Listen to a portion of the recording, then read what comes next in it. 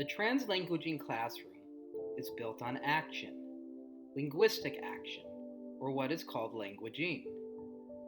This demands a shift in our teaching style, where, in the words of Stephen Krashen, natural communication is emphasized, and, quote, speakers are concerned not with the form of their utterances, but with the messages they are conveying and understanding, end quote. The belief is, when it comes to languaging, if we can get our students to engage in ideas and stories, and let them use their full linguistic repertoires, or all the languages they know, conceptual knowledge and language will blossom. If students can create comprehensible output, unconcerned about grammatical mistakes, and free to use their first language, that is sufficient for that moment. The goal is getting students into the game, into the beautiful linguistic struggle that is needed to learn language. And by letting students use other languages in their academic work, we are allowing students to synthesize all the cultural and linguistic funds of knowledge they possess. This process is the birth of students creating their own knowledge, that liberating and empowering feeling when you take the things you've experienced, the cultures you know, the books you have read, the people you have met, and you create your own thinking. The teacher has two main roles in facilitating a translanguaging classroom. The first is, teachers must model linguistic curiosity and metalinguistic awareness to their students. The best way for teachers to model linguistic curiosity is becoming what Ofelia Garcia calls co-learners in the classroom. This means allowing, at times, students to teach you, the teacher. Students need to know that they are linguistic experts, and the best way to do this is to ask students questions and have them teach you the language and culture they know. When students teach me a Spanish word, I like to ask how that word compares to its English equivalent.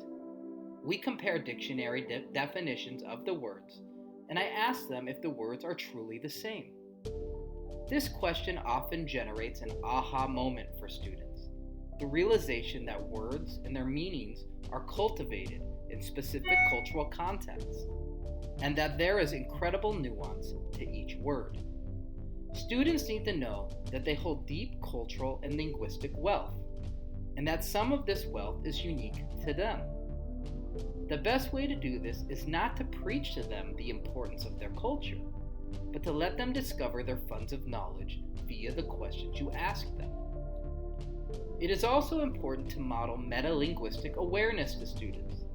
In the same way that think-alouds are useful for teaching writing, thus allowing students to hear the way you, the teacher, dissect sentences and analyze language, think-alouds are also essential for students to think metalinguistically. When students explain Spanish word meanings to me, I model the creation of my own learning by comparing what they teach me to my first language, English, and the other languages I have studied, Georgian and Korean. I talk about things such as the number of self-words in English, self-esteem, self-discipline, self-respect, etc., and how individualism is a cultural value in the United States, thus a reason why there are so many words with the prefix self. I then ask students to try to find similar concepts in their first language. This allows students to see that there's an infinite amount of dots they can connect, and that there are cultural and linguistic dots all around them. The second thing teachers must do is include translanguaging text in their curriculum. A great start is the book Tongue-Tied. I like this book because it demonstrates that Spanglish can be written about academically and by academic people.